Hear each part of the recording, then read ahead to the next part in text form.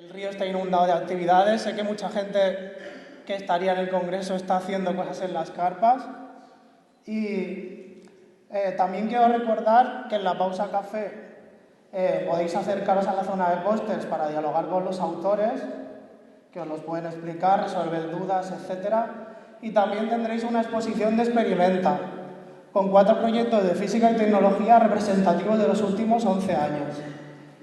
El Departamento de Física Aplicada, que lleva este proyecto, ha hecho una gran labor divulgativa con el proyecto en los institutos y os recomendamos que os paséis también por ahí. Esta mañana tengo el placer de presentar a Digna Couso, profesora del Departamento de Didáctica de las Matemáticas y las Ciencias Experimentales de la Universidad Autónoma de Barcelona. Digna Couso es licenciada en Física y doctora en Didáctica de las Ciencias Experimentales por esta misma universidad. És directora del CRECIM, Centre de Recerca per a l'Educació Científica y Matemática, una entidad que se dedica precisamente a fomentar una mejor alfabetización científica y tecnológica de la población y a analizar la orientación que se da a la enseñanza y la difusión de la ciencia. O sea, el lema de nuestro congreso clavado justo con lo que hace el CRECIM. Además, Digna Couso ha trabajado en prestigiosos proyectos internacionales y es investigadora principal de alguno de ellos. También coordina el máster de formación del profesorat, tiene numerosas publicaciones en revistas de impacto, en fin, tiene un extenso currículum sobre el que no me puedo extender ahora, por razones de tiempo. El título de su conferencia es «La ciencia no es para mí, ¿qué podemos hacer desde el aula de ciencias?». Tengo que decir que en octubre tuve la suerte de ver a Digna en el Congreso de Scientix en Madrid y fue fantástico porque generó un debate durante todo el Congreso, luego la gente la abordaba preguntándola, estuvimos ahí un montón de tiempo con preguntas, poniendo el foco en ideas como vocación, autopercepción, estereotipos, que nos llevan a plantearnos qué podemos hacer como profesores para que el alumno no fracase en ciencias. Pero esto lo explicará mucho mejor Digna, así que os dejo con ella. La verdad es que es increíble ver a tanta gente un domingo por la mañana. Sois unos motivados, porque no me lo esperaba para nada. No sé yo si en Barcelona conseguiríamos esta audiencia un domingo por la mañana sin repartir algo. A lo mejor es que os reparten algo y no sé. Bueno, la charla, como decía el compañero, se llama «La ciencia no es para mí». ¿Qué podemos hacer desde el aula de ciencias? Y como también decía, es una charla reciclada. O sea, que si alguien tiene interés en ver la versión extendida, porque hicimos una un poco más larguita, pues que me escriba y también se la enseñamos. ¿Cómo vamos a estructurar esta charla? En realidad, de lo que voy a hablar es del desinterés o la falta de interés por las profesiones científico-tecnológicas, pero desde una perspectiva diferente quizás a la que estamos acostumbrados, porque cuando oímos hablar de profesiones científico-tecnológicas, normalmente nos viene a la cabeza todo el discurso sobre vocaciones científicas, todo el discurso un poco de la empresa, del gobierno, etcétera, sobre qué necesitamos más. Bueno, ahora hablaremos de esto. Yo quiero hablar de una manera un poco diferente de este tema. Entonces, la charla tiene 4 partes. Primero, ¿cuál es el verdadero problema del desinterés por las profesiones CT? ¿Por qué es complejo este problema? ¿Cómo podemos, si debemos, iniciar el debate sobre si debemos intervenir desde el aula? Y unas consideraciones finales. Bueno, sobre cuál es el verdadero problema. Bueno, como podéis imaginaros, este es un tema que genera un debate brutal. Es decir, por un lado, tenemos desde el año 2004, Europa publicó este controvertido informe, Europe Needs More Scientists, que ha sido un poco lo que ha dirigido algunas políticas públicas, en concreto, pues, por ejemplo, la CECID, ¿no? Fomentando mucha investigación, pero sobre todo acciones en esta dirección. Se siguen publicando cosas de este tipo. El segundo informe es muy reciente, ha salido hace unos días, sobre esfuerzos que se hacen internacionalmente para aumentar las vocaciones científico-tecnológicas. Pero, por otro lado, nosotros oímos en las noticias todos los días, ¿no? Pepe, ingeniero, vente para Alemania.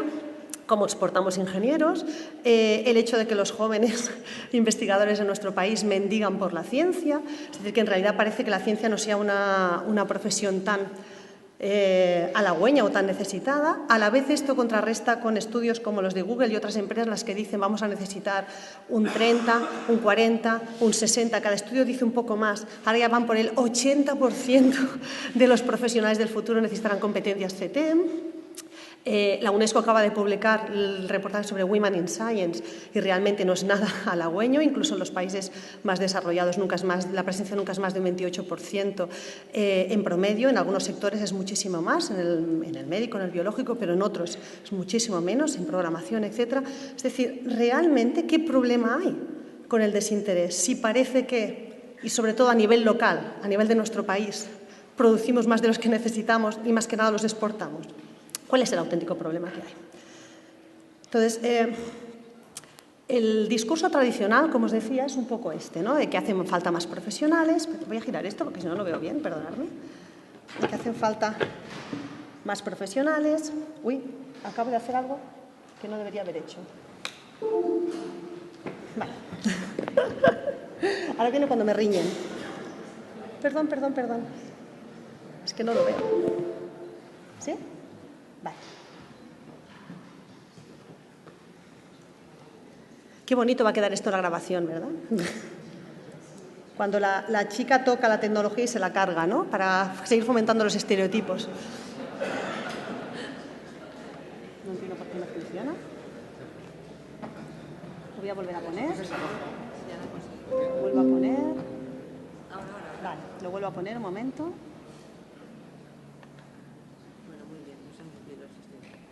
Vale, a ver si ahora funciona.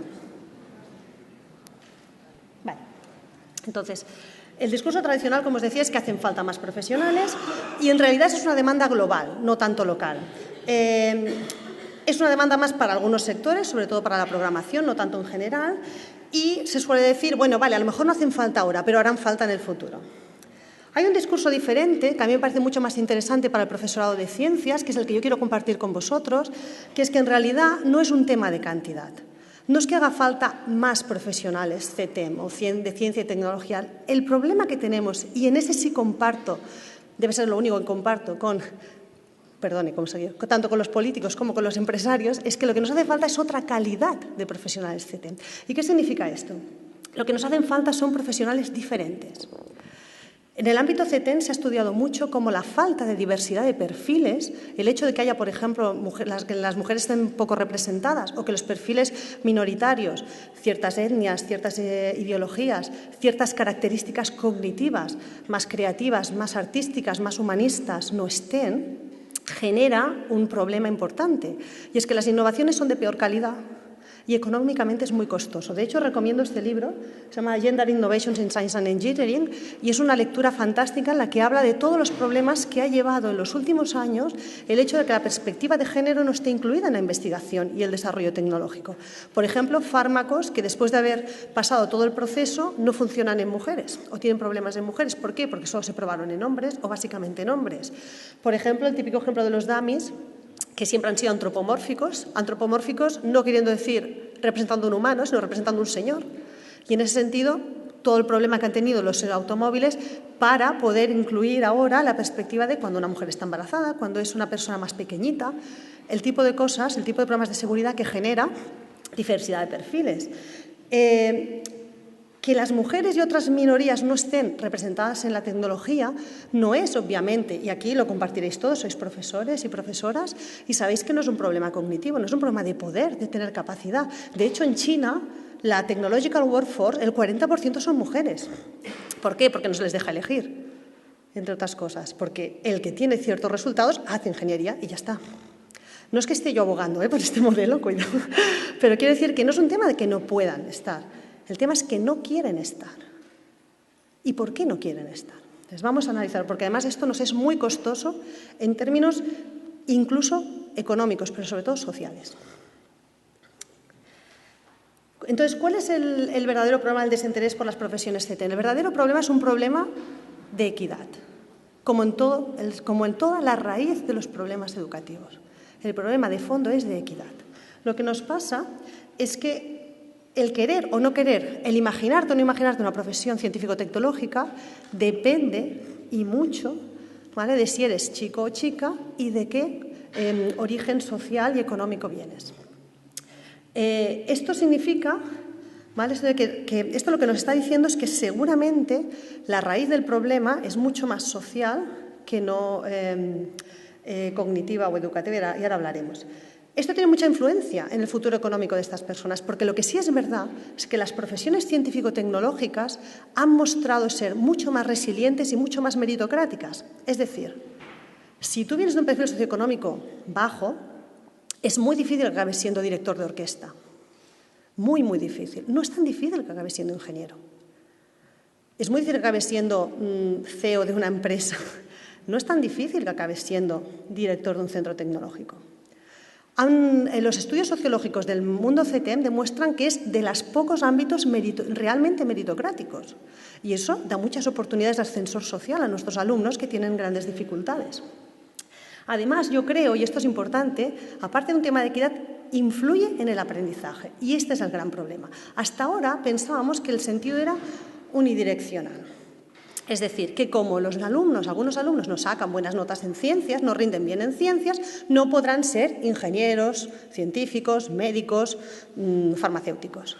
Pero en realidad, ahora sabemos que el problema es como el de la gallina y el huevo. Como no sacan buenas notas, no lo serán, pero como no lo quieren ser, no sacan buenas notas. Las aspiraciones, lo que tú quieres ser, es the major driven, es lo que más dirige donde vas a poner el énfasis. Con lo cual el problema no es tan sencillo. ¿Vale? La cultura escolar suele enfatizar CTEM, ciencias o tecnologías, para ejercer CTEM. Pero en realidad, y los alumnos son cada vez más orientados a objetivos, y esto hace que muchos alumnos, como no quieren ejercer, se desvinculan. Entonces, ¿por qué es complejo el problema del desinterés por las profesiones científico-tecnológicas?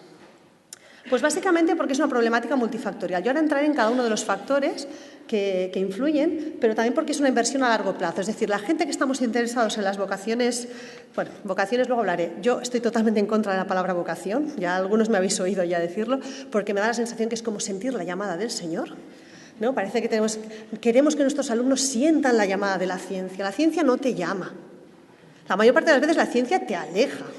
O sea, a pesar de que te echa para atrás, tú te pones. O sea, lo de la llamada de la ciencia nos está causando muchos problemas porque los alumnos que no sienten esa vocación parece que ya no los necesitemos o que ya no lo puedan serlo. Y en realidad, si realmente el 80% de las profesiones del futuro necesitan algún conocimiento científico-tecnológico y el 100% de la población necesita alfabetización científica, dejemos de hablar de la llamada. Esto es para todos. Todos deben tener la posibilidad. Pero en todo caso, quiero decir que esta inversión, toda la gente que trabaja en cosas relacionadas con la promoción del interés por las profesiones CTEM, sabe que es una inversión a largo plazo. Hay que empezar muy temprano para recoger muy tarde. Además, es un público objetivo muy volátil, que os voy a decir, trabajáis con adolescentes, ¿no? Esos engendros del Señor que se miran el ombligo todo el día, pero que son tan fantásticos y nos gustan tanto. Pues este público es muy difícil de convencer, ¿vale? Y además yo creo que no hay que convencerlo, ya lo hablaremos, sino que tendría él que poder hacer lo que quisiera. Y en ese lo que quisiera no tenemos que actuar. Y además toma decisiones, aunque no nos lo parezca, de manera muy racional. No son tontos nuestros alumnos cuando dicen, esto de la ciencia cuesta mucho. La relación coste-beneficio es malísima en el mundo científico. ¿Vale? La diferencia, y aunque esto parece que contradiga lo que he dicho antes, la diferencia es que en algunos casos y para algunos perfiles, aunque la relación es mala, es de las pocas relaciones posibles. Esto es importante saberlo. Es decir, hay que esforzarse mucho para tener un futuro CTEM, es verdad, pero para algunos alumnos es el mejor futuro al que pueden aspirar desde donde salen. Y esto no lo saben. Teniendo en cuenta además aspectos tan delicados como el género, el nivel socioeconómico, el sociocultural, la procedencia, etc. Y en mi humilde opinión, como os decía antes, porque se ha planteado fatal, porque se ha planteado en términos de vocación. Y creo que esto es un error. Ay, perdona. El desojo de la margarita de nuestros alumnos de quiero o no quiero hacer CTEM, ¿no? Quiero que no quiero hacer ciencia, tecnología, matemáticas, etc., intervienen muchos factores. El ámbito personal, el más importante, pero también el ámbito familiar, el contexto social, que en el fondo van de la mano, porque la familia no es más que la sociedad en pequeñito y la sociedad no es más que la familia grande. El contexto económico y, por supuesto, el contexto educativo, que es donde me extenderé más porque es donde vosotros podéis incidir más. En el ámbito personal vamos a hablar de ciertas variables psicológicas que son muy importantes en esta cosa de verte o no verte capaz de hacer ciencias. Y son los intereses, las aspiraciones, las capacidades, la percepción de autoeficacia, la identidad y los valores. A ver, todas las investigaciones recientes sobre vocaciones, se llaman así, aunque a mí no me guste, científico-tecnológicas, nos dicen que las aspiraciones por las carreras científico-tecnológicas antes de los 14 años, es decir, ¿qué quieres ser de mayor? Esta pregunta inocente. Yo quiero ser enfermera, no, yo quiero ser, no sé, astronauta. Son el mejor predictor de tener un futuro profesional CT. Es decir, que los alumnos se posicionan muy temprano y se posicionan muy fuerte. ¿Vale?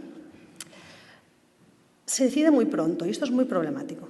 Se decide muchas veces antes de tener una idea de lo que es realmente este ámbito. Encima existe una relación compleja y multicausal entre interés, capacidad y percepción de autoeficacia. En general, los alumnos tienen interés y reconocimiento por la ciencia. El Eurobarómetro nos dice que a los alumnos les gusta la ciencia. ¿Vale? También nos dice que otros estudios, como por ejemplo PISA, pero muchos otros, nos dicen que la capacidad, la competencia STEM tiene margen de mejora. Es verdad. No tenemos unos alumnos con unas competencias científico-tecnológicas altísimas. Tiene margen de mejora, pero no es tan mala. Lo que es demoledor, lo que es brutal en nuestro contexto, y esto sí es en España, aquí y ahora, un estudio que hicimos con la FECIT, con Cosmocaixa y la empresa Everis en Barcelona y Madrid, es la percepción de autoeficacia. El 45% de nuestros alumnos de 15 años no se considera capaz. Esto es lo grave.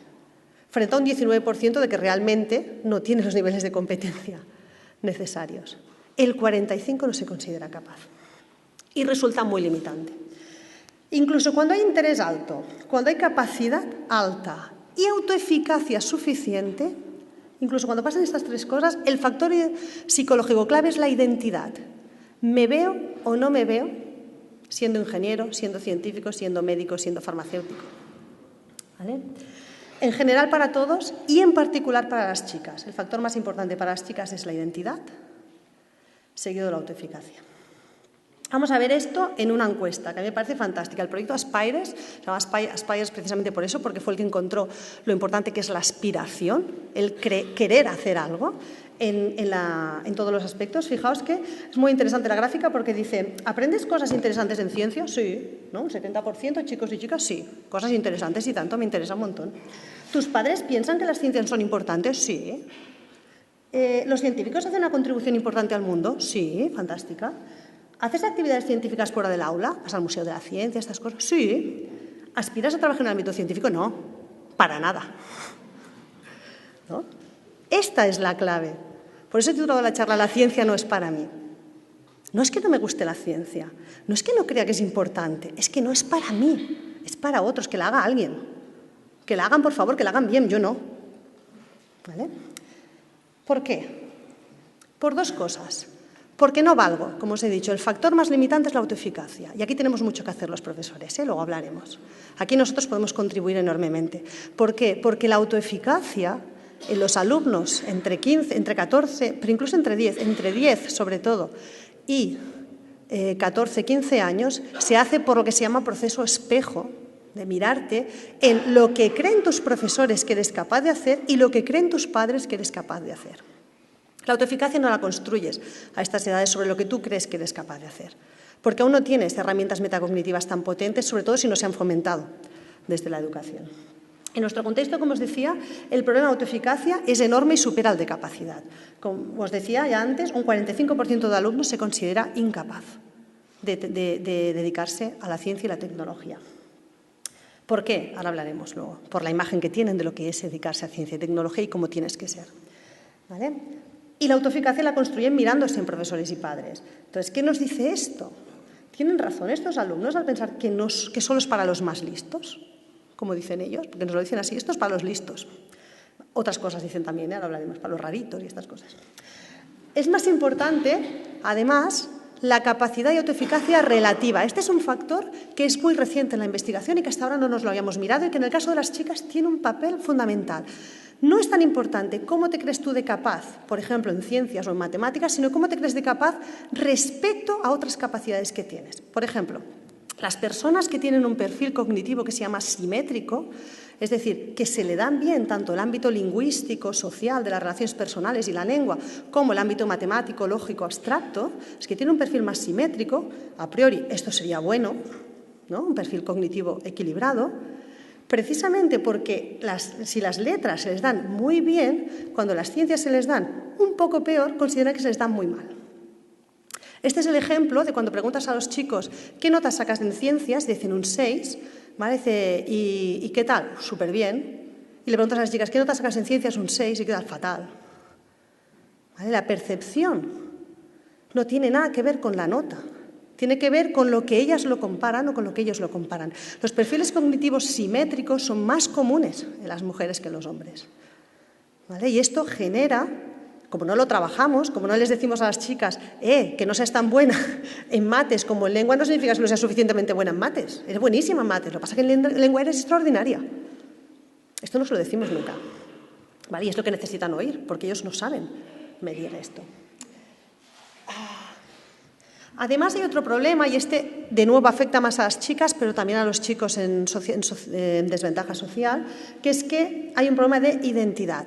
La identidad asociada a STEM, aquí y en Pekín, esto es un estudio, se ha hecho por todos lados, desde los años 70 no hacemos más que Drawing a Scientist Project, dibújame un científico, dime cómo es un científico, habla de un científico, todos los estudios de naturaleza de la ciencia, etc., nos dicen que la identidad asociada a STEM es un varón blanco, de clase media y extraordinariamente inteligente.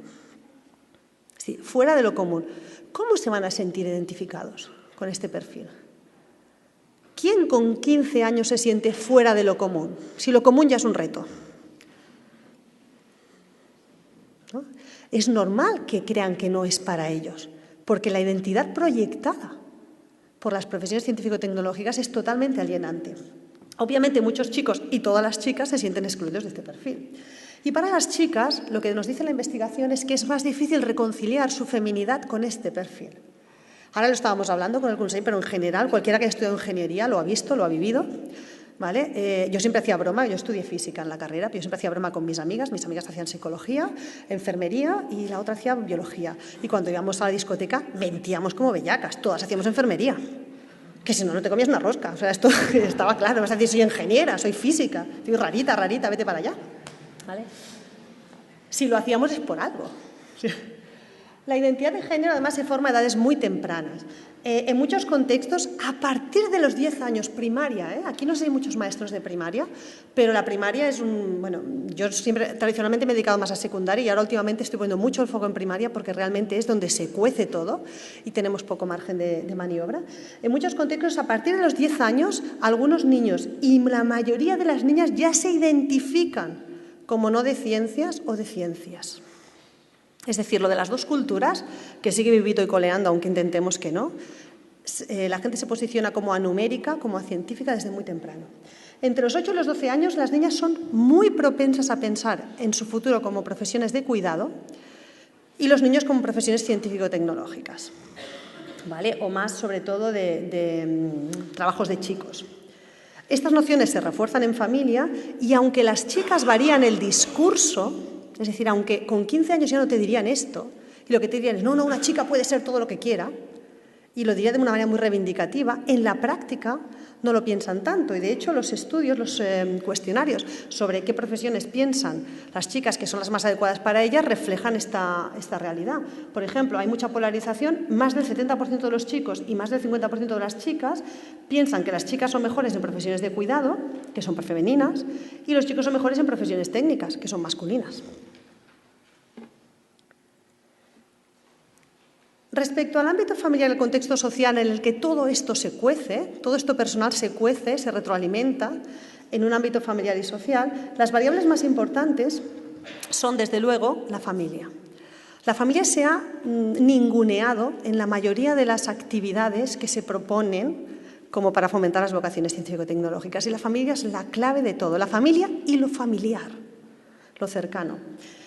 Casi la mitad de los alumnos entrevistados en cualquier estudio sobre vocaciones científico-tecnológicas acaba aspirando al mismo tipo de trabajo que tiene un familiar o amigo de la familia cercano. Es la frase del silencio de los corderos, deseamos lo que vemos. Lo que no hemos visto no lo podemos desear. Las familias además tienen estereotipos, como la sociedad, porque no son más que la sociedad, y están generalmente desinformadas sobre los prospectos, las ventajas y las características de una carrera científico-tecnológica. La Real Sociedad de Ingenieros de Inglaterra encontró muy sorprendida que el 73% de los padres británicos creen que otras áreas diferentes de la ingeniería serían más adecuadas para sus hijas, incluso después de que se les diga que en Inglaterra se necesita 1 millón de ingenieros más en el 2020. ¿Vale? Luego le hablaremos porque hay otros factores, que los padres a veces saben muy bien por qué dicen lo que dicen. Y luego ya hablaremos, porque una cosa es si las chicas son capaces y otra cosa es si serían felices siendo ingenieras. Que esto es otro ámbito que ya es el futuro científico-tecnológico, cómo son las empresas de tecnología, cómo es el futuro laboral, etc. La importancia del capital científico de las familias es clave. Cuando las familias obviamente tienen estudios, calificaciones, etc. en ciencias, todo es más fácil. De hecho, en Cataluña, la Fundación Bofill encontró que la única variable de todas las analizadas, la única variable socioeconómica que correlacionaba directamente con los resultados PISA es el nivel de estudios de la madre. ¿Vale? Con lo cual, esto es imposible que no tenga una influencia. Respecto a la imagen social de STEM, en fin, bueno, todos sabemos cuál es el estereotipo. La diferencia es que nosotros como adultos creemos que es un estereotipo, aunque los estereotipos también pensamos que tienen un poquito de realidad. Los chicos y las chicas no tienen tan claro que sea un estereotipo. Creen que es lo que pasa. La imagen social de STEM es que es solo para personas muy brillantes y con mucha vocación, como hemos dicho antes. Esto lo transmitimos continuamente. Ellos no se sienten bastante inteligentes y si se sienten suficientemente inteligentes, piensan que no compensa, que el esfuerzo es demasiado para lo que acabas consiguiendo. Y además, creen que es solo para chicos y chicas geek, ¿no? El estereotipo, bueno, Big Bang Theory, que muchas veces lo usamos porque a los chicos ha intentado dar una imagen simpática de este estereotipo, pero no deja de ser el estereotipo en estado puro. La chica es rubia y tonta, ¿vale? Es que, claro, a veces decimos, es que es muy simpático Big Bang Theory, yo me río mucho, pero luego lo piensas y dices, ostras, lo que estamos comunicando, ¿no? Por cierto, y la que es inteligente, que metieron una inteligente después de mucha crítica, es fea. La chica no lo es, pero la proyectan como. Hay mucha falta de reconocimiento social de las ventajas asociadas a las carreras STEM. Nuestros chicos y nuestras chicas no saben qué tipo de futuro te abre. No saben, por ejemplo, que hacer ingeniería es casi al 40 o al 60% garantía de acabar siendo comercial de productos ingenieros. Y a lo mejor les interesan las ventas más que la ingeniería si la entienden cómo hacer de MacGyver. A lo mejor hacer de MacGyver no les interesa, pero vender maquinaria de hospital, ¿por qué no? Y esto no lo saben. En el contexto educativo escolar, que es donde nosotros nos vamos a mover, la capacidad de interés en STEM, la información sobre las profesiones STEM, etcétera, son las grandes problemáticas. La visión de las asignaturas nuestras, de ciencia, tecnología, matemáticas, no es especialmente mala. A excepción de la física y química, cosa que me horroriza, porque yo soy física y pienso, madre mía, cuánto trabajo tenemos que hacer en física. A excepción de física y química, todos los estudios coinciden en que las asignaturas de TEM no es que no sean tan malas, son tan malas como las otras. O sea, son todas igual de malas para los chicos. Y de hecho ponen las lenguas, pero la informática, la sociología y la historia más o menos igual que la biología y la geología, etcétera. Excepto, ya os digo, a excepción de la física y química, que sí, que en física y química hay un problema grande porque más del 50% considera que es funesta. El resto, pues bueno, como las demás. ¿Vale?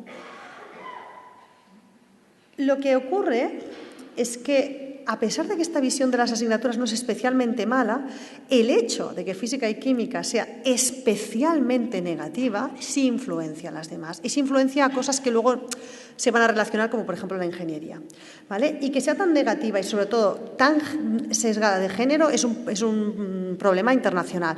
De hecho, en Inglaterra, incluso entre las personas elegibles para cursar A-levels de física y química, es decir, aquellos que tienen las mejores notas, académicamente los más brillantes, no necesariamente los más competentes, pero académicamente los más brillantes, la física es la 4ª asignatura que eligen los chicos, la física es la 19ª asignatura que eligen las chicas, que pueden elegirla, ya con todos los filtros. La investigación recién también nos dice que hay un problema serio de modelo didáctico y que este problema, de nuevo, nos señala un tema de equidad. Toda la investigación nos dice que las chicas son más sensibles a la mala enseñanza. ¿Vale?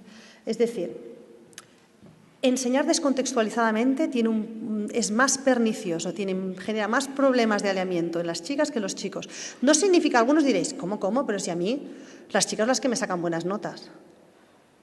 No significa que las chicas no sean académicas y no tengan más la sensación a lo mejor de que tienen que aprobar. Significa que no entienden nada y hacen lo justo para pasar el examen. A lo mejor hasta con buenas notas, pero se desalinean cuando la docencia es mala y cuando no hay contextualización. Es muy importante para las chicas el clima de aula. Cuando el clima es competitivo o cuando no hay interacción personal, las chicas y los alumnos en desventaja se resienten más. Y obviamente, y esto quizás no es tan... Bueno, esto nos daría para discutir, ojalá discutamos un poco, con todo el tema de los proyectos, etcétera. Para las chicas es muy importante el tratamiento del contenido. Que el contenido no sea una cosa aislada, que haya una red, que haya una narrativa, que esté todo puesto en... Que lo que haga hoy de energía se relacione con lo que hice ayer y con lo que haré mañana. Que tenga coherencia conceptual es especialmente importante. Anat Zohar, que es una investigadora israelita, ha trabajado mucho en este ámbito. Cuando la enseñanza no está orientada a la comprensión profunda, las chicas se resienten más. Además, el papel del profesor, obviamente, siempre es relevante, sino que hacemos aquí, pero para las chicas lo es más. ¿Vale? Se inspiran mucho más por un buen profesor. ¿Vale? O profesora, obviamente. La investigación nos muestra, y esto es terrible, os voy a decir la verdad, no hay mucha investigación española o en nuestro contexto sobre los sesgos de género en el profesorado. Luego os comentaré una de las pocas investigaciones que hay. La investigación anglosajona en este ámbito es demoledora. Yo creo que no se puede aplicar directamente. Es decir, no voy a deciros que esto que voy a leeros ahora sea necesariamente lo que pase aquí, pero seguro que reconocéis alguna de las situaciones a pesar de que no haya investigación. Los sesgos del género del profesorado que se han analizado son sobre todo atribuir el éxito de las chicas a que trabajan mucho, a que son muy hormiguitas, a que son muy académicas, a que son muy buenas estudiantes, y el de los chicos a que son muy talentosos, son muy brillantes. Ay, el jodido no hace nada, pero es que es tan bueno.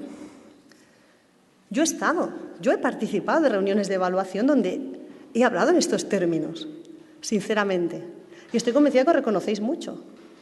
Es decir, en un estudio muy reciente sobre los comentarios espontáneos de alumnos en Estados Unidos, desde primaria hasta universidad, sobre sus profesores, un patata brava, para que nos entendamos, pero a nivel americano, en los comentarios espontáneos, analizando solo los comentarios positivos respecto a profesores, se encontró un sesgo brutal de género y, en ese caso, también raza. Todos los comentarios positivos que hacían referencia a ser brillantes, ser talentosos, se dirigían a profesores hombres y blancos, mientras que a las maestras o profesoras y a los profesores de color se hacían comentarios del tipo: es muy buena persona, es muy cariñoso, se preocupa mucho por nosotros, es encantador, nos lo pone muy fácil. Tenemos un serio problema de qué creemos que es el talento. Tenemos un problema social de qué creemos que es el talento y a quién le asignamos talento y ser brillante. ¿Y a qué atribuimos el éxito diferencial de chicos, chicas y estudiantes desfavorecidos? ¿Vale? Otros sesgos de género que se han encontrado. En el caso de, por ejemplo, la interacción verbal, cuando todos los estudios que se han hecho en el ámbito anglosajón, en el que se analiza cómo los profesores y profesoras hablan, profesores y profesoras, esto lo hacemos todos, hablan a los chicos y chicas. En el caso de los chicos, cuando se hace una pregunta y no la responden, no la saben responder, se reformula la pregunta. En el caso de las chicas, se cambia de persona. María, dime no sé qué, no sé cuánto. Bueno, ¿alguien te puede ayudar? En el caso de los chicos, como crees que lo saben, reformulas la pregunta porque tú sabes que lo saben. Otro tipo de sesgo de género, y este sí se ha analizado en nuestro país, el de los trabajos en equipo, que no están bien repartidas la gestión de aula, los chicos utilizando el equipamiento, putinejant, que se llama en catalán, ¿no? Movent tot, no sé qué, y las chicas tomando notas, leyendo el guión, haciendo de secretarias. Este tipo de cosas que se refuerzan, que se dan, que tienes casi que luchar contra ellas, porque es lo que hacen, son muy importantes. En nuestro contexto, Pilar García, una didacta de las ciencias, hizo una investigación en la que hizo pasar a todos sus alumnos en parejas chico-chica, entraban en el laboratorio, era un examen de biología de laboratorio, había un microscopio y 2 sillas. El 99% de las parejas, el chico entró y se sentó en la silla delante del microscopio y la chica le dejó entrar y se sentó al lado. ¿Vale? Tenemos un problema.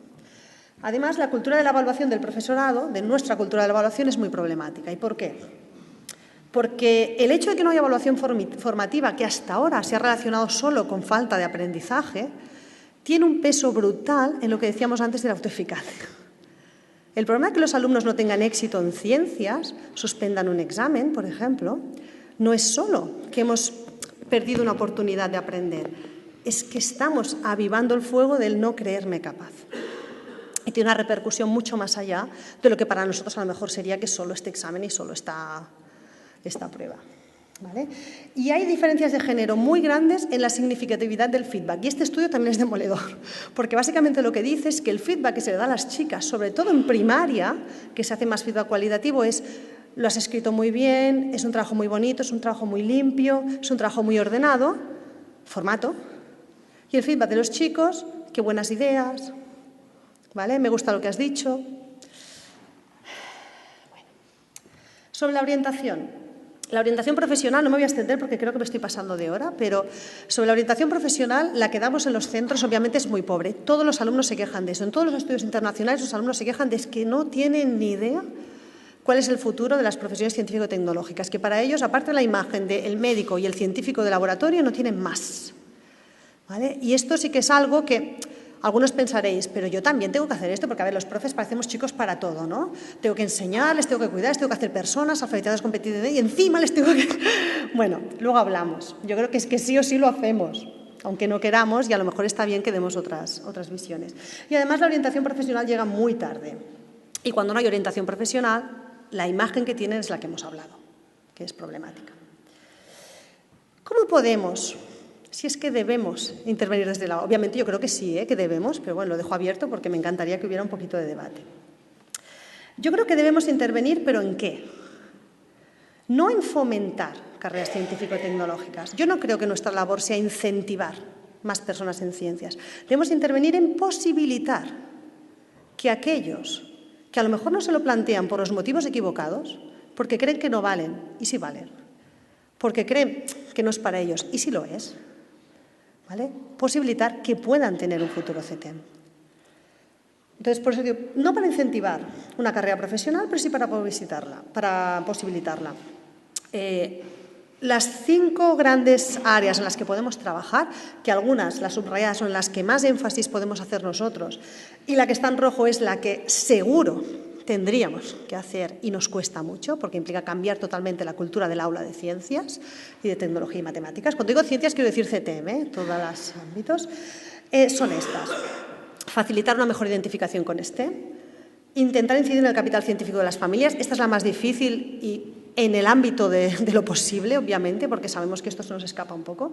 Informar adecuadamente sobre las carreras CTEM. Ayudar a conseguir suficientes niveles de competencia CTEM, obviamente este es nuestro compromiso, por tanto está seguro. Y facilitar experiencias que aumenten la percepción de autoeficacia. Si yo tuviera que decir estos 5 mandamientos se resumen en uno, ¿no?, para hacer la mitad de lo católico, sería esta última. Los alumnos y alumnas tienen que tener experiencias de éxito en el ámbito científico-tecnológico. Éxito es casi ahora mismo más importante que aprendizaje, porque es precondición de aprendizaje. Tienen que tener éxito. Todos queremos tener éxito en la vida. Un adolescente básicamente solo se mueve por allá donde puedo tener un poquito de éxito. Entonces, es muy, muy importante. Y si solo un mensaje se puede quedar, ojalá sea este. ¿Cómo facilitar la identificación con STEM? Hay que actuar sobre la compatibilidad de identidades. Es decir, se puede ser chica y que te gusten cosas de chicas y ser ingeniera. Porque además la mayor parte de las ingenieras están haciendo trabajos diferentes. Algunas hacen recruitment de ingenieras, trabajan en recursos humanos, y otras hacen ventas, y otras hacen ingeniería, diseñan cosas. O sea, ¿por qué no? Os ponía este ejemplo que en realidad es de infantil y primaria, pero a mí me parece que se tiene que trabajar desde el inicio. La de No todas las princesas se visten de rosa, que es un libro especialmente diseñado para que las niñas puedan reconciliar su imagen muy femenina, muy disneyrizada hoy en día, ¿no?, de rosa, juguetes de niñas, cosas de niñas, etcétera, con otros ámbitos, ¿vale? La inclusión de la perspectiva de género es una ruta interesante para el aula de ciencias. Bea Cantero, que fue mi estudiante de doctorado y acaba de presentar ahora la tesis, analizó cómo diferentes profesores en Cataluña que optaban por incluir la perspectiva de género en su enseñanza de las ciencias, cómo la hacían. Y encontró diferentes maneras de hacerlo. Obviamente, las dos que seguramente son prerequisitos y que habría que usar siempre es usar un lenguaje no sexista y una gestión de aula no sexista. Y como os he dicho antes, a veces es sutil esto de la gestión de aula no sexista. Porque esto de atribuir el éxito al esfuerzo no parece que sea tan sexista, parece que sea de aquella persona. Pero cuando siempre coincide que esa persona es chica, a lo mejor ya sí que tenemos un problema. En temas de interacción, de participación, etc. De hecho, algunos libros incluso hablan de cómo los centros están diseñados desde esta perspectiva. Es decir, cómo los patios, por ejemplo, están diseñados para dar espacio a actividades típicas de chicos. Espacio bien grande para correr y para jugar al fútbol. ¿Vale? Y en cambio no está tan diseñado para actividades típicas de chicas, como sentarse en un círculo y hablar. ¿Vale? No digo que se tengan que fomentar, simplemente que pensemos sobre ello, que el mensaje es continuo. Luego también había otras maneras de activar la perspectiva de género más interesantes. Por ejemplo, introducir modelos de científicos a lo largo de la historia, ¿no? La visión histórica, que todos seguramente conocéis, pero también actuales. Cuando se tiene que presentar un contexto, ¿no? Pues aprovechar que hay muchas científicas. Hoy en día por Twitter podéis seguir a un montón de ellas porque hay mucho movimiento en este ámbito. Hay Girls in Science, hay STEMEDS, hay todo un número de gente que proyecta, ¿no? Las cartas que hicieron unos profesores del sur a científicas para que les explicaran su trayectoria y las hicieron leer a sus alumnas. Es decir, hay mucho material en este tema. Y luego, dos aspectos mucho más interesantes y más profundos, que es cambiar el contenido para que tenga perspectiva de género. Por una parte, el contenido sobre ciencia, es decir, introducir explícitamente la visión crítica, la naturaleza de la ciencia, cómo ha sido la ciencia históricamente, por qué las mujeres, si las mujeres han participado o no y en qué ámbitos. No solo las mujeres, también las culturas no representadas, qué es esto de la ciencia europea, etcétera. Y los contenidos de ciencias. Cuando enseñamos ciencias no nos damos cuenta y estamos proyectando la misma visión masculinizada. Por ejemplo, un alquimista es un prequímico, pero una comadrona no es un premédico o un preginecólogo. Ni una meiga sería una prequímica, ni una tintorera sería una prequímica. ¿Por qué? Esta visión antropocéntrica, en la que cualquier hombre que se dedicara a pensar y a hacer mezclas y no sé qué estaba ya ahí, pero cualquier mujer que hiciera lo mismo, no. Entonces, hacer un poco esta reflexión, que dice mujeres, diría lo mismo en las culturas precolombinas, etc.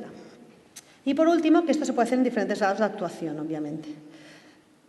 ¿Cómo tratar el ámbito familiar? Como voy justita de tiempo, me voy a saltar algunas, porque creo que el ámbito familiar es lo más difícil. Yo os dejo la presentación, os lo podéis mirar. ¿Vale? Aquí simplemente os hablaba, por ejemplo, de cómo informar sobre las carreras CETEM. Hay muchas diversidades. El British Council publica las 10 líneas más importantes de salidas profesionales del ámbito científico-tecnológico, donde solo una es ser científico. Todas las demás son otras cosas, ser emprendedor en ciencias, ser profesor de ciencias, ser divulgador en ciencias, etc. Y esto es importante que ellos lo escuchen. Sobre todo porque tienen muchos estereotipos. Por ejemplo, tienes el típico alumno que dice, yo quiero ser periodista. Ya, pero ¿te has planteado el valor añadido que tiene ser periodista científico haciendo un primer grado de ciencias? Yo sí quiero dedicarme a la traducción e interpretación. ¿Te has planteado lo importante que es la traducción en el ámbito científico-tecnológico, que es donde más trabajo hay? Y tener un grado de ciencias te ayuda. Yo sí quiero ser maestro. Este es mi pan de cada día. Yo formo maestros de primaria y de secundaria, pero sobre todo de primaria. El 95% de mis maestras de infantil, futuras maestras de infantil, hicieron un bachillerato de letras. Y creen, el primer año cuando llegan, ¿cómo que tengo asignaturas de ciencias? Digo, bueno, ¿y quién le enseña la ciencia a los niños? Ah, claro. O sea, romper estos estereotipos. ¿Cómo ayudar a conseguir un nivel más alto de competencia STEM? Obviamente aquí de esto es de lo que sabéis. Lleváis 3 días hablando, habéis traído presentaciones, es decir, cómo hacer una clase de ciencias, de tecnología, será mejor, es de lo que va este congreso y tenéis seguramente mucho más conocimiento que yo. Pero 2 reflexiones simplemente para apuntar. Una única metodología no beneficia a todos, esto ya lo sabemos. No se trata, la tradicional lo beneficia a todos y las nuevas metodologías, el ABP, la indagación, no benefician a todos. Es más importante ir rotando, ir cambiando, ir enfatizando diferentes aspectos en diferentes momentos que casarse con una metodología y cogerla como una bandera y ahora solo voy a hacer esto. ¿Vale? Y existen, obviamente, formas mejores que otras de enseñar STEM. El contexto y la problematización. Enfatizar lo conceptual, las relaciones entre ideas, lo que es pensar la narrativa y de forma dialógica interactiva, independientemente de qué metodología, independientemente de si lo haces en una BP, en una Socioscientific Issue, ¿no? En una controversia sociocientífica, en una clase indagativa, en una clase de modelización, es igual. Eso sí se relaciona con mayor posibilidad de aprendizaje en chicos y en alumnos desventajados. Y os ponía algún ejemplo, ¿no? Simplemente de los que hacen nuestros futuros estudiantes, futuros profesores de secundaria, que yo creo que en la mayor parte de universidades, y aquí en Valencia me consta, porque conozco mucho a Jordi Solves, pero también en Barcelona, la formación que hacemos de los futuros profesores yo creo que es mucho mejor que la que recibimos nosotros. A mí me hubiera gustado hacer el máster de secundaria en su momento y no que me echaran a los leones después de un cursito allí de cualquier manera, ¿no? Y en ese sentido hacen cosas muy interesantes, ¿no? Pues en vez de enseñar la radioactividad, pues lo que enseñan es seguro que me haga una gammagrafía. Este tipo de cosas son las que conectan con todos los alumnos. Lo más importante, para acabar, ¿cómo ayudar a aumentar la percepción de autoeficacia? Esta es la mare de Déu dels ous, ¿no? Que digo, no, esto es lo clave. Es muy grave que nuestros alumnos se sientan tan incapaces. Es muy triste que chicos en la flor de la vida, cuando te tendrías que sentir capaz de comerte el mundo, ¿no? Con la inconsciencia de los 15 años, y dices tú, yo puedo ser cualquier cosa, te sientas incapaz. Aquí tenemos un problema muy grave. Es un problema educativo, es un problema social. Nosotros solo podemos hacer una parte, pero nuestra parte la tenemos que hacer. ¿Vale? Yo creo que, como os decía, la clave es proporcionar experiencias de aprendizaje STEM de éxito. Una parte de la actividad, todos los alumnos la tienen que poder hacer. Todos, sin excepción. Los alumnos son diversos al inicio, van a ser diversos al final. Todos no van a llegar al mismo sitio, pero una parte muy importante de la actividad, todos tienen que poder tener éxito. Si tú les preguntas la opinión, todo el mundo puede opinar. Pues empieza por ahí. ¿Vale? Todos tienen que poder tener éxito y poder participar. Y esto es clave.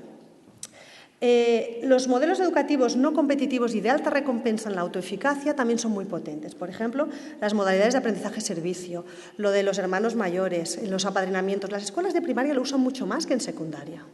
Y son modelos muy ricos, porque el alumno, que a lo mejor no saca tan buenas notas en ciencias, pero se siente el dios del mambo, cuando va a explicar a los pequeños le escuchan y le entienden. Y esto es muy importante. ¿Vale? Hay que ayudar a reflexionar sobre las propias capacidades. Lo que os decía antes de enfatizar la metacognición. Hay que decirle a la gente cosas como que seas mejor en letras que en ciencias no significa que no seas bueno en ciencias, o puedes ser muy bueno en ciencias y no ser tan bueno en aprobar mis exámenes. Le damos una importancia y un peso a nuestra manera de medir brutal. Creemos que nuestros exámenes determinan la capacidad de los alumnos. Medir la capacidad de alguien es algo, bueno, dificilísimo desde el punto de vista de investigación. Es brutal. Si vierais el esfuerzo que se hace y las limitaciones que tiene para diseñar las preguntas PISA, ¿cómo podemos darle tanto poder a nuestros exámenes, a nuestras pruebas, que decidan si una persona sabe o no sabe de eso? Es muy, muy, muy complejo. De hecho, yo creo que nos tenemos que replantear totalmente nuestra cultura evaluativa. Y esto es lo que más nos va a costar, ¿eh? Esto es lo que yo creo que más nos va a costar. Tenemos que asumir de verdad un modelo de formación, de evaluación formativa, donde demos más oportunidades, dando diferentes tipos de oportunidades de aprobar. ¿Vale? Aquí algunos pensáis, hombre, pero yo al final tengo un compromiso de decir los que sí van a ir a bachillerato, por ejemplo, y los que no. Y obviamente esto tiene que ser gradual. Esto tiene que ser gradual. Y en algún momento sí que a lo mejor hay que decir, mira, ahora mismo, no tienes los conocimientos suficientes para seguir por aquí. Pero tú puedes. Si quieres, puedes. Ponte. A lo mejor tienes que venir en otro momento. Pero no le podemos decir a un alumno, no vales para las ciencias. ¿Vale? Hay que centrarse solo en lo importante. Pocos contenidos, pero profundos. Aquello que permanece, los valores, las actitudes. Y yo creo, y esto en física explicaría nuestro problema, que evaluamos no 2 veces, 1000 veces la misma cosa. El alumno que suspende física, en un 80% de las veces porque también suspende mates. Eso no puede ser. Las físicas y las mates son 2 asignaturas distintas. No puede ser que suspendamos a un alumno 2 veces por la misma cosa. Que un alumno tenga competencia matemática no le limita, no debería limitarle para la física de la ESO. La física de la ESO debería ser sobre todo conceptual. Hay países donde solo es conceptual. Nos empaquetamos. No significa que las mates no sean importantes, son importantísimas. Y una parte de la física está muy relacionada a la modelización matemática, pero no tiene que ser todo. Y esto, yo creo que aquí en esta reflexión es muy bueno, quiero provocar controversia y creo que se nota, ¿eh? Y por último, cuestionar nuestra evaluación. Yo no estoy tan segura de mi sistema de medir. No estoy tan segura. Google, que ahora con lo del Big Data nos va a pasar la mano por la cara porque analiza cosas que antes eran inanalizables, acaba de publicar un estudio en el que entre sus empleados, pobrecitos sus empleados, firman un convenio con el demonio que significa que les pueden analizar todo, ¿no? Hasta cuándo dejaron de llevar pañal, ¿vale? Entonces, con sus empleados ha analizado la correlación entre su performance, su competencia laboral, medida por lo que creen sus jefes, sus compañeros y ellos mismos, respecto a las notas en la universidad. Tachan, la correlación es 0. 2 años después de la universidad, la correlación entre performance y notas es 0. A mí me ha hecho plantearme mucho mis notas en la universidad. Yo pongo notas en la universidad. ¿Tengo un sistema de medir tan eficiente para decir si esta persona será una buena maestra en ciencias?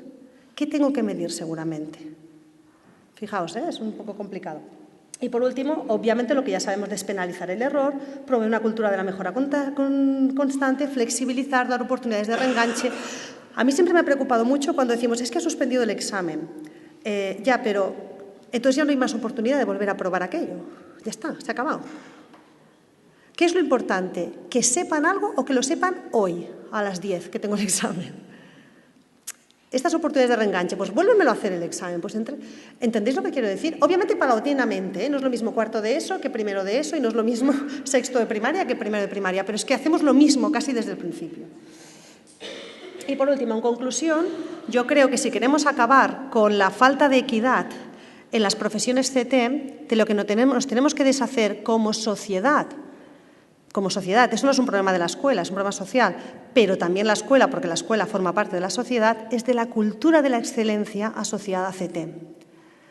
Si el 80% de las profesiones del futuro necesitarán competencia CT, CT ya no puede ser solo para los excelentes, signifique lo que signifique.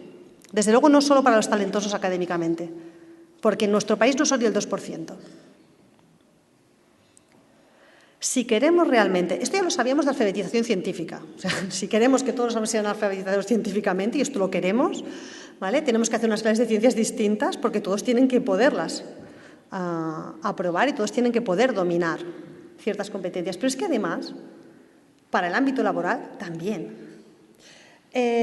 Iniciar una cultura de la participación mucho más inclusiva. El aula de ciencias, el aula de tecnología y matemáticas se debería caracterizar por la participación, seguramente todas las aulas, pero la nuestra es la que más lo necesita. Porque en el fondo sí creemos un poco, si hacemos autocrítica, sí creemos un poco que las ciencias son para los excelentes. Y esto nos hace mucho daño porque lo comunicamos inconscientemente. ¿Vale? Yo creo que el número y la variedad de profesiones CTEM que necesitamos no pueden ni deben nutrirse solo de los talentosos en términos académicos. Y es que además, lo que dice la investigación económica sobre el ámbito CTEM es que estos perfiles ya los tenemos sí o sí. Y que estos perfiles no van a afrontar los retos del futuro. Los ingenieros, que son el prototipo de ingeniero, no va a afrontar los retos del futuro, donde vamos a necesitar una ingeniería más humana, más social, más humanista, más femenina, más culturizada, totalmente diferente. Yo siempre pongo el ejemplo de 50 años teniendo la tecnología para hacer robots y hace 10 que a alguien se le ocurrió ponerle una aspiradora y facilitarnos la vida. Lo que hacíamos era hacer competiciones de luchas de sumo. A lo mejor necesitamos otra mirada.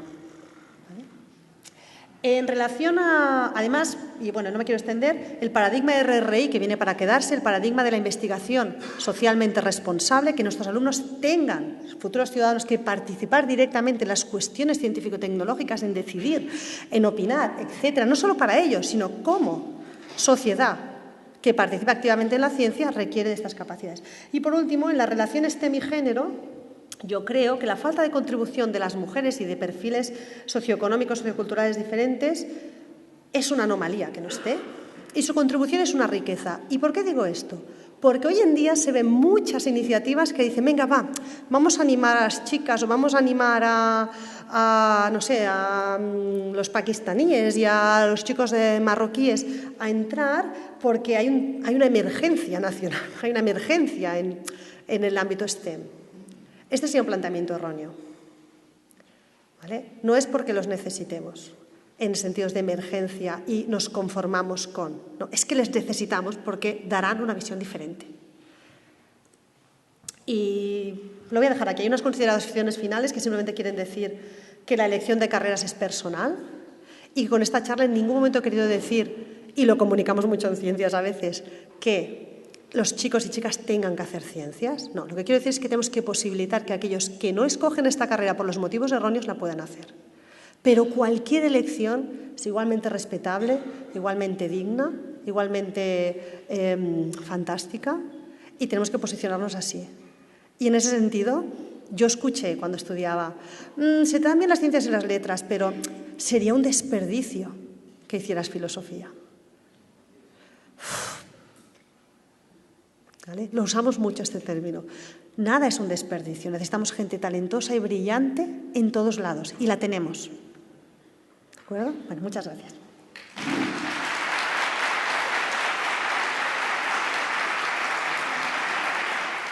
Científico, bueno, ¿qué piensas acerca de esto? No, estoy totalmente de acuerdo y creo que es una de las estrategias. Como he dicho, es una de las estrategias y una que funciona especialmente bien con las chicas. Por ejemplo, hacer narrativas, hacer cuentos o lecturas sobre ciencias, en todo esto de aprendizaje-servicio. Por ejemplo, las chicas son muy buenas haciendo cuentos de términos científicos para enseñar a los alumnos más pequeños. Todo el tema del arte, es decir, es una de las estrategias, una estrategia muy potente. Expresamente no he querido centrar todo el discurso en STEAM porque creo que incluso el profesor de ciencias que o no le gusta esta perspectiva o no se siente capaz, incluso el profesor que hace física y química, yo voy a hacer física y química y a mí no me vengáis con rollos, igualmente tiene margen de maniobra en todo el tema de promover que otros perfiles se sientan interesados o se puedan sentir interesados por las ciencias. Pero si me preguntaras en el mundo ideal qué haría, creo que las iniciativas STEAM son de lo más potente. ¿Vale? Igual que, sobre todo si están dirigidas desde una perspectiva problematizadora. Yo creo que son de lo más potente y es muy interesante, sobre todo en términos de género, es curioso, pero tienen bastante, también en términos de equidad, también en términos de alumnos en desventaja, pero en términos de género sobre todo. Esta visión de lo artístico ayuda mucho. Muchas gracias por la charla, a mí me ha encantado. Y lo que pasa es que estoy un poco abrumado con toda la información que has dado porque nos ha dado un poco un chorreo aquí de medio riña, digamos, de todas las cosas que tenemos que hacer, que yo creo que los profesores tenemos, como hemos visto aquí, una gran cantidad de cosas que podemos hacer, pero también las instituciones, y ahora que sé conseguir, qué mala suerte, pero también las instituciones, porque desde ciertos puntos de vista, pues a lo mejor desde la flexibilidad docente o desde los contenidos, objetivos, apoyos metodológicos, recursos, etc., pues parece que hay muchísimas cosas que hacer. Entonces, después de oírte, no sé si ser optimista o no, en si lo vamos a conseguir o no lo vamos a conseguir, porque hay tantas cosas y depende de tantos actores. Entonces, ¿tú crees que soy optimista? ¿O? Sí, siempre. A ver, lo primero es que esto no es además de. Todo lo que habéis ido presentando estos días, yo he seguido un poco, me tengo que disculpar porque no pude venir antes, pero he seguido por Twitter algunas de las todo lo que habéis presentado estos días, todos los aprendizajes por proyecto, las cosas más integradas con la de STEAM, todo el tema de la enseñanza más contextualizada, ya va en esta dirección, no es otra cosa además de esto, es que esto también sepamos que trabaja la parte de posibilitar futuros. ¿Y por qué lo digo? Porque a veces el mensaje de la alfabetización científica, como se posiciona en contra de la tradición anterior, que era meramente propedéutica, estudio para luego ir al bachillerato, para luego ir a la universidad, da la sensación de que ahora la alfabetización científica de esto no se ocupe. Y no es verdad. No es verdad, no debería ser así. O sea, no estudio para, aquello estudio para hoy, para ser un ciudadano hoy y opinar y formarme y no sé qué, pero además esto me abre la puerta, si quiero, a mañana ser lo que sea. Y esto es importante. Por tanto, la mayor parte del discurso que intentaba transmitiros yo creo que ya se hace cuando se intenta hacer una enseñanza de las ciencias más innovadora. Estoy totalmente de acuerdo contigo, fíjate que ponía cosas que se nos escapan, por ejemplo, trayectorias más flexibles. En nuestro país tenemos un problema muy grave de trayectorias totalmente inflexibles. Cuando has dejado una cosa, cuando ya no sigues, se acabó. No puedes entrar luego hasta que no tienes 25 las pruebas de 25. Para entrar en la FP, si no sé... Es terrible, es terrible. Claro, frente a esto, en Estados Unidos, un chico de 14 años escribe a una universidad y dice, mira, es que me gusta mucho esto, me lo estoy planteando, no sé qué hacer, pero ayer en mi casa con un transistor hice una radio y no sé qué, ven mañana. O sea, realmente tenemos un problema serio de falta de flexibilidad. En la universidad se nota muchísimo. Que la forma de entrar en las carreras sea simplemente tu nota de bachillerato o de las PAU no tiene ningún sentido. Yo, por ejemplo, en infantil estamos dejando fuera, porque la nota es bastante alta, a personas que tienen una vocación terrible. Esto sí es vocación, que sí hay una parte de vocación. Una vocación terrible y una capacidad y una calidad humana increíble para ser maestros o maestras de infantil, pero no tienen el 8,12 que se pide. Y en cambio entran personas con una trayectoria académica muy alta y les importa, lo que quieren es ser funcionarios, les dará igual de correos. ¿Me explico? Y entonces ni siquiera hacemos una entrevista para entrar. Entonces tenemos un problema de flexibilización a todos los niveles, desde la primaria hasta el final, y estoy de acuerdo contigo. Pero creo que hay que ser muy optimista, porque yo soy de las que creen en la teoría del metro cuadrado, que es que si tú cambias tu metro cuadrado y todo el mundo cambia el suyo, al final toda la superficie está cambiada. Entonces, en el ámbito de lo que yo sí puedo hacer, o de lo que tú sí puedes hacer, comunicar a tus alumnos, incluso cuando estás repartiendo el examen, hey chicos, este examen nos ha ido bastante mal. Yo tengo que pensar que he preguntado y como he explicado, y vosotros tenéis que pensar cuántos habéis aplicado. ¿Vale? Porque no me creo que sepáis tan poco. Porque vosotros valéis mucho más que esto. Porque podéis dar mucho más de sí que hacemos. Esta actitud que no tenemos, porque usamos el examen como herramienta de decir, ¿ves cómo no hacéis caso y no sabéis nada? Esto es lo que sí podemos hacer en nuestro metro cuadrado y lo cambia todo, ¿eh? Vosotros pensáis, yo pensaba cuando daba clases que los chicos no nos hacen mucho caso. Cualquier entrevista a los estudiantes te demuestra que sus referentes, a pesar de que se dedican día y noche a demostrarles que no les hacen caso, sus referentes son sus padres y sus profesores. Sus referentes académicos, ¿eh? Es decir, aquellos más capacitados para decir lo que ellos son capaces de hacer son sus padres y sus profesores. Tenemos un papel aquí.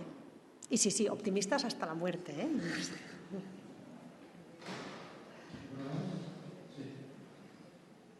Soy maestra de primaria. Enhorabuena por la charla, me ha encantado. Y bueno, simplemente quería compartir algunas reflexiones con las que me quedo. Bueno, que son muchas, porque me ha encantado. En fin, creo que me quedo sobre todo con la parte en la que dices que las expectativas que volcamos sobre nuestros alumnos pues influyen muy determinantemente, mucho más de lo que llegamos a ser conscientes en la construcción, ¿no?, que ellos hacen de su personalidad y del horizonte hacia el que quieren caminar. Y esto creo que estoy de acuerdo en que ocurre desde las edades más tempranas, no cuando llegan a la secundaria. Cuando llegan a la secundaria yo creo que ya hay mucho de socialización ahí detrás. Y bueno, también creo que es muy, muy, muy importante que hagamos un ejercicio de reflexión a ver qué está pasando cuando dotamos si dotamos o no de atractivo a los alumnos, a las alumnas y los alumnos que tienen interés, a los que se les da bien y quieren dirigir sus vidas hacia las ciencias, porque muchas veces son alumnos que no visibilizamos en clase, quedan más expuestos pues otro tipo de alumnos que dan un poquito más de guerra, pero qué bichito que es, pero jolín, qué simpático, ¿no? Y luego aquellos que son buenos chavales, que son majos, que se lo ocurran, hablo tanto para el caso de las chicas como para el de los chicos, pues como que pasan más desapercibidos, y creo que dotarles de atractivo, que es una cosa a la que los adolescentes luego les dan muchísima importancia, porque todos en esta vida queremos gustar y queremos tener éxito, es muy importante. Totalmente de acuerdo que necesitamos la mirada de todas y de todos, y bueno, tengo 15.000 historias más que ya hablaremos en otro momento, pero en fin, en los pasillos, porque mi compañero me pide que hable aquí, así que nada, enhorabuena y muchas gracias. Gracias. Mira, respecto a primaria, que es muy interesante, yo creo que el momento más demoledor de nuestro sistema educativo, o sea, lo que realmente nos deberíamos replantear totalmente, y la concertada y la privada sobre todo, hace tiempo que lo ha hecho y ahí nos está ganando por goleada, es la transición. La transición entre primaria y secundaria es demoledora para los alumnos a nivel emocional. Si nosotros hicimos unos estudios con profesores de psicología sobre la cultura del aula de matemáticas, de ciencia, etcétera, en el último año de primaria, en sexto, y el primer año de secundaria, que para ellos ha pasado un verano. Para nosotros es otra institución, otros profesores, otra lógica, otro currículum, otro no sé qué. Para ellos ha pasado un verano. ¿Vale? A nivel psicológico, los videodiarios de los niños, os lo digo en serio, me se pone la piel de gallina porque me emociono, te hacían llorar. O sea, alumnos que el primer mes te decían, ¿dónde está mi maestra? No tengo referente. ¿Quién se ocupa de mí aquí? O sea, eran terribles a nivel emocional, terribles, de verdad. Una sensación de aquí no le importo a nadie, aquí cada uno me pide una cosa distinta, este no es mi sitio. Unos comentarios brutales. En casos concretos de contenido, había una alumna que lo puso en unas palabras que pensé, ole, porque nos está señalando el dedo en la llaga. Y decía, es que no es que el instituto sea diferente, sea grande, sea no sé qué, es que las matemáticas son diferentes. Decía, ¿cómo que las matemáticas son diferentes? Sí, porque en mi clase, que se refería a primaria, era muy importante aproximar, hacerlo más o menos bien. Aquí queda el número exacto. Claro, para ella, que tiene un pensamiento aproximativo brutal, porque era una niña que hacía estas cosas de que le dabas un bol lleno de cuentas, decías más o menos cuántas hay, y era capaz de hacerlo, se da cuenta que en secundaria eso no tenía ningún valor. Venía de una escuela donde se había enfatizado esto, es decir, es que no es solo a nivel emocional, es que es incluso el contenido. No hablamos los de primaria con los de secundaria, no les acompañamos en este proceso. Y muchos padres que se lo huelen, que les preocupa, aunque solo sea por lo formal, porque es otro edificio, porque está más lejos, porque no sé qué, apuntan a sus hijos a concertadas o privadas para que no pasen por este trauma. O sea, aquí en la pública tenemos mucho que hacer y sí que es verdad que es una lástima, pero alguien se lo chivará, ¿verdad? Tampoco está en su mano, ¿eh? Esto es totalmente estatal. Bueno, en fin, una última cosa, solo una cosa. Sobre las expectativas, totalmente de acuerdo. Os comento una experiencia muy pequeña. Nosotros asesoramos un espacio, Tinkering, no sé si sabéis lo que es Tinkering, bueno, creación libre con materiales, en el Museo de la Ciencia. Sistemáticamente, los maestros de primaria que acompañan al grupo se sorprenden de cómo alumnos que no dan pie con bola en su frase, este no va a hacer nada, porque este es que es terrible y tal, como en un espacio abierto, libre, lleno de materiales y tal, son los más activos, los más creativos y los que dirigen y lideran la actividad. Creo que sería muy bueno que todos viéramos a nuestros alumnos en otros escenarios. Los alumnos son muy diferentes con otra gente y en otro entorno. No son como creemos que son así con nosotros en nuestro entorno y en otros sitios son diferentes. Y esto sería bueno que lo pudiéramos ver. Muchas gracias por la presentación.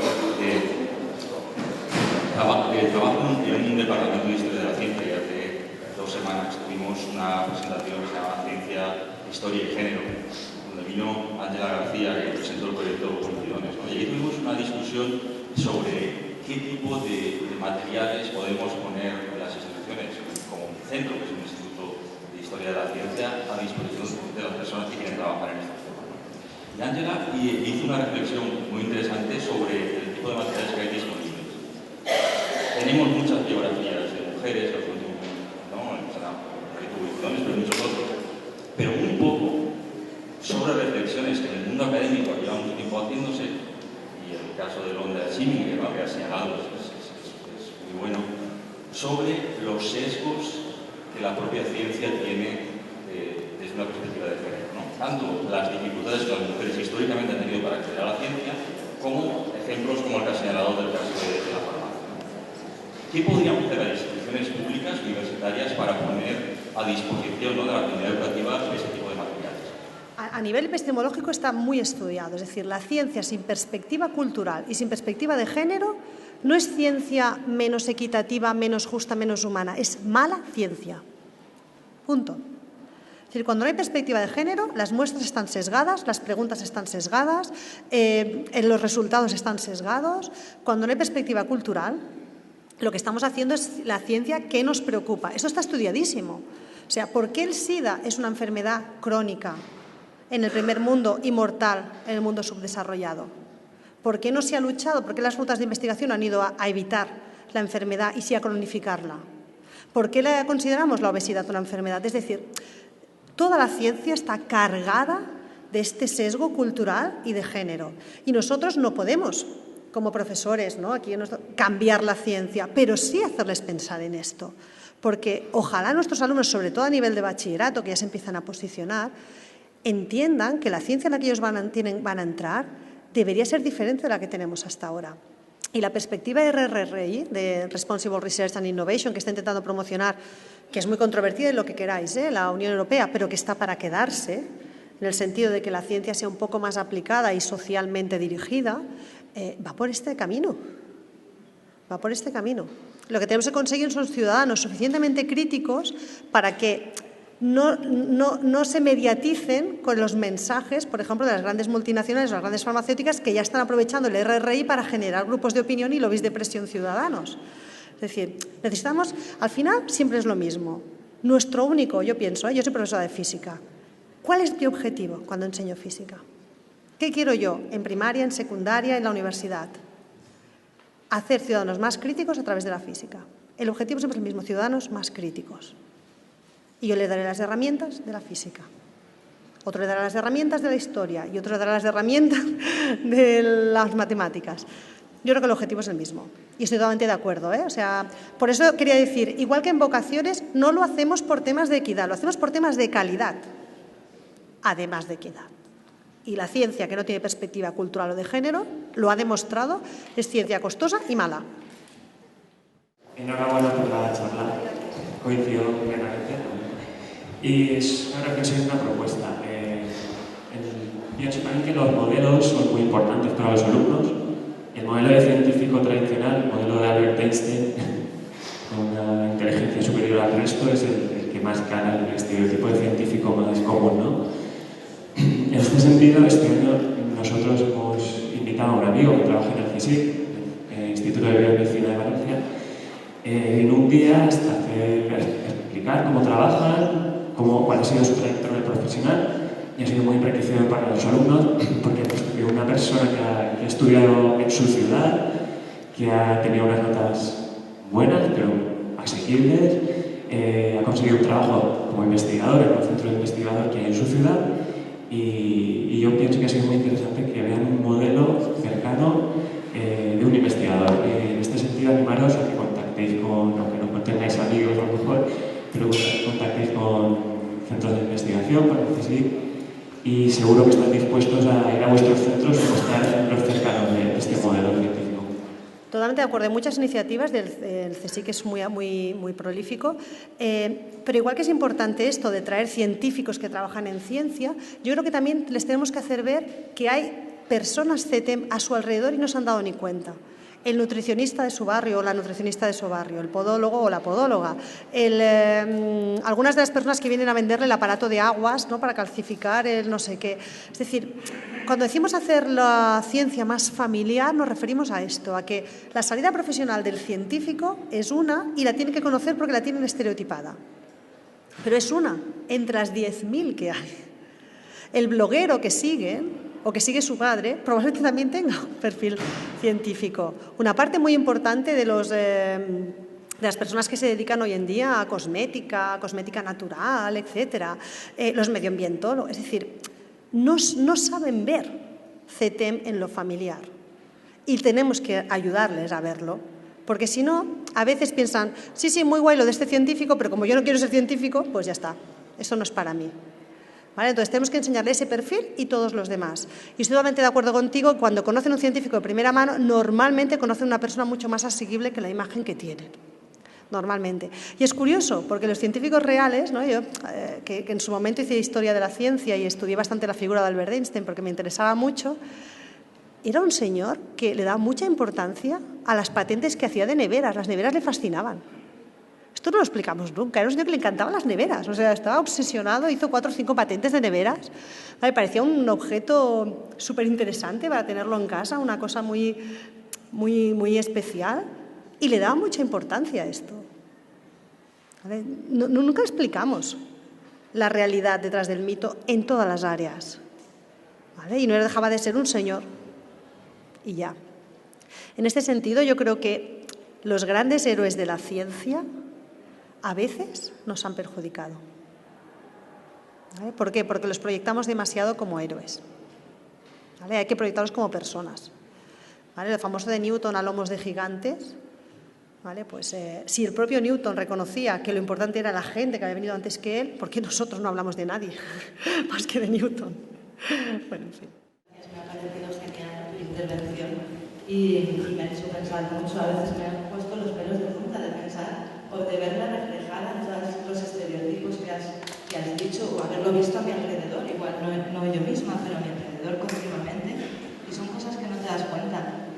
Y bueno, yo muchas veces tendemos a echarle la culpa de los males de la enseñanza al currículo tan aburrido que tenemos, a los medios tan escasos que tenemos, a las tan pocas horas, que todo es cierto, pero luego has hecho también la reflexión esta del paso de primaria a secundaria, y yo creo que ahí que la ventaja que tienen en primaria es que tienen una formación específica en didáctica que en secundaria en general no tenemos, y entonces no nos damos cuenta de muchas cosas que sí que podríamos hacer día a día, incluso con poco tiempo, ese tipo de comentarios que levantan algo. Bueno, no tenemos la formación adecuada, y yo creo que ahí se tiene que hacer mucho, porque los maestros, los profesores tenemos que estar muy bien formados en todos los aspectos. Yo recuerdo perfectamente, porque ni siquiera lo entendí. Ni siquiera entendí el símil.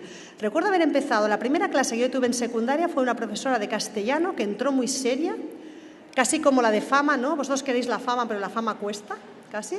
Y básicamente nos dijo, ¿no? A todos los que acabábamos de venir de primaria, todos allí pollitos, ¿no?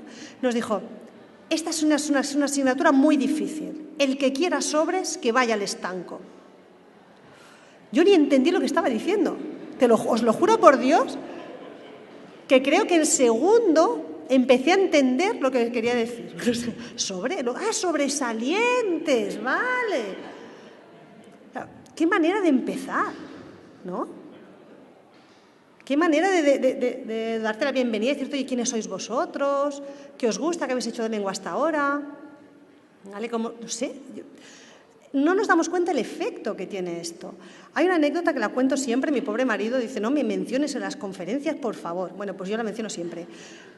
Mi marido es físico, estudiamos juntos, y hizo su doctorado en astrofísica, una persona, desde el punto de vista académico, brillante. Luego tendríais que ver por el lavavajillas, pero bueno, cada uno.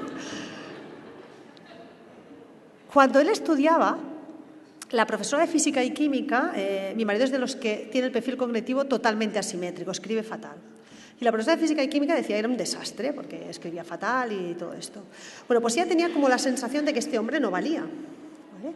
Cuando él empezó la carrera, además de hacer la carrera de física, trabajaba en una panadería. Entonces estaba un día, para pagarse la carrera, estaba un día sirviendo pan, y llegó la profesora y antes de decirlo le dijo, ves, ya lo has dejado, ¿verdad?